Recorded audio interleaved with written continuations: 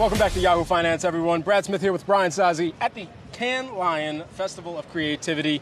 We are here with Kevin Hart, actor, comedian, entrepreneur, and founder of Hartbeat, as well as the Hartbeat CEO, Ty Randolph. Great to have you both here with us today. Great introduction. You guys are pro. Great introduction. Well, first and foremost, we got to come correct for the Entertainer of the Year. Cannes Lions 2023 Entertainer of the Year. What does that mean to you? Mind-blowing. You know what, man? It's about time. No, I'm joking. No, you know, it's a great feeling just to be recognized in any capacity.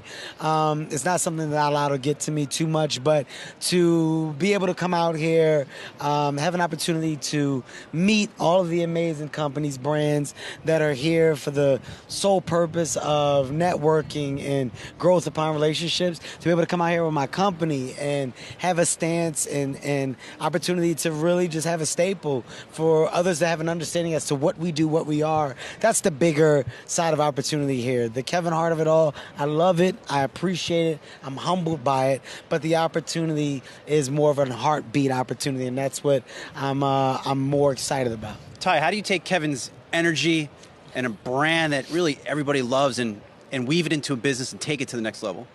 So not alone. We have a brilliant team of executives across creative, brand partnerships, our infrastructure, legal, finance, you name it. It really takes a village or an army, if you will. But, you know, a Heartbeat, Kevin's the North Star and sort of the heartbeat of the company. Like, he sort of sets the tone, all of the energy that you see going into his work creatively from an entrepreneurial perspective. We really try to harness that, but not for the sake of building, you know, Kevin more. He always says to us, I'm not going to be any more famous than I already am. But really, it's about opportunity creation for the broader ecosystem of talent that's out there. We have amazing partnerships, and we're working with so many amazing creators across audio, TV, film. And, you know, I think what's really exciting about Hartbeat is it serves as a platform that he's created for the next generation of not just comedic creators, but just creators in general. Ty, when you think about the business landscape right now and the executive makeup, we're still a far away from seeing more women in leadership, more women of color in executive positions. Not at Hartbeat. Not at Hartbeat. Not at Hartbeat. And so the fact that that has been prioritized and that you've been entrusted with this role, but you also already had the skill set even before getting into this. I was going to say, let's make that very clear. Absolutely. That she's been entrusted with a role that was deserved. You know, opportunities are earned. They're not given just because. And just before Ty takes it and has a well-deserved moment to talk, you know, in regards to what you asked, I just want to highlight, like, the priorities of today for the entertainment business were our priorities yesterday, right? Like, at the beginning stages, we wanted to be an example of the change that we wanted to see. So our infrastructure is one that's full of color, that's full of a variety of creatives, and a landscape of inclusion, right? Because that's what it's supposed to be. Not because we're being told to do so or because there's a spotlight on it and other companies now have to alt and maneuver accordingly, but just because it's the right thing to do. So I just want to make sure that, like, the idea of what Ty Randolph is so dope because she sits in the seat that's not only deserved but created by her hard work. Like, you're talking about a woman who fast-tracked her way to CEO and who's been underneath my infrastructure for years and started out in one position, was promoted so many different times to the point where I said, hey, man, I think it's best that you just run this. Did you see this happening? Did you see yourself in this role 10 years ago? Oh, definitely. So I was going to be running something for someone or running something on my own. But, you know, what's interesting about this, what Kevin is saying, is really important, I think, for this to land with, you know, your audience. And, you know, we say this with our peers, and we try to constantly recommit ourselves to this mission. I joined as head of marketing for one of the companies that we merged to form Hartbeat. I was promoted, was it 5 times in 6 years, you know, from SVP of marketing to then take on monetization, EVP and GM, COO, and then CEO of 2 companies, and then CEO of the one. And what was interesting about that is it was a complete meritocracy, right? It was, if you you earn it, then you get it. Absolutely. And so often there are folks who are earning it that don't get the opportunity. And when I was appointed CEO, Kevin said one thing to me: let your story here be the rule and not the exception, right? And so my KPI as CEO is really opportunity creation. Everything I do, from when we're talking about the bottom lines and we're talking about our creative output, the hiring of our team, it's all about how much value can we create in this ecosystem for our team members, right? The folks who work here, for our partners, the folks who we have commercial partnerships with, for our investors.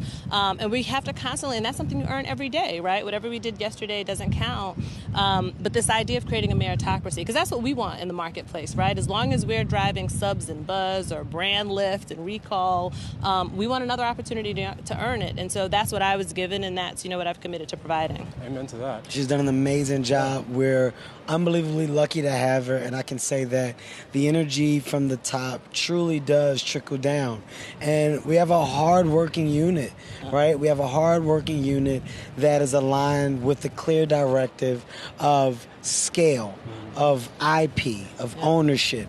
And that opportunity, I love it. It not only has presented itself, but it's transformed into people understanding, like, the stars of tomorrow should come from underneath our umbrella. Yeah. That's a service that we want. What's the gateway? What's the new bridge to opportunity for your writers, directors, actors, actresses? Like, what is the gateway? What's the new position that we can put people in to ultimately succeed and find their version of a star? If we do that correctly, then we're part of bigger conversations, and that's the priority. Kevin, I think a lot of executives, CEOs, and chairmen are going to watch this, and they're going to look at you and say, how do I drive that change from the top? I don't have an operational role in a company per se, but I want to drive change throughout my organization like Kevin Hart has. What are the steps they can take? I think the first steps is be welcome to the opportunity of, right? Like, what you don't know, you don't know. And the best way to discover what you don't know is by listening, by informing yourself, and being open to the idea and concept of change.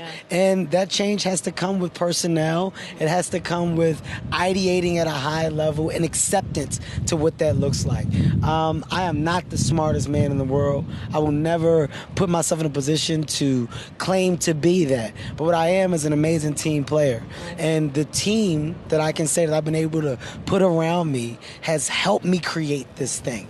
It's a team engine. It's a team concept. And for all the change that we are a pure example of, it's come from the concept and idea and understanding of what people have brought to the table. It's not all Kevin. And if it was, then we would be in a bad position, because I don't have that much time, energy, or effort that I can put in a day-to-day. I have to embed upon the world of opportunity that's brought to me from the people that I have at the table. They're there for a reason. Kevin and Ty, I want to end on a fun note here. We've come up with a little game of this or that. 5-5. Yahoo Finance Edition. 6-2. Wait. Ready? All right. Sorry. This or that. Yahoo Finance Edition starts now. First question. All right. You have a partnership with Motor Trend, so this was inspired by that. Bronco or Cybertruck? Oh, man, you got to go Bronco. When you talk about trucks in general, the foundation of a Bronco and the original foundation of a Bronco, you just don't get better. As you know, I'm a classic car guy, real car enthusiast. That's why my answer was a little broken down. I apologize. Bronco as well? I guess. Bronco. Yes, okay. Second question here. Better business person, Elon Musk or The Rock? Oh, that's a good question. You know what, man? You're talking about two entrepreneurs. There's no such thing as a better. Creators create. And you're looking at two people that love to create, and they've done it on very high levels. So I beg to give an answer of either or. I embrace the world of what they both have How done. about this one? Any investing advice to The Rock? Yeah. Do better. Kevin Hart, Ty Randolph, thank you so much for Thank you, your guys. time joining us here at Yahoo Finance. Great conversation. Thank you so much. Thank you so guys. much. Thank you.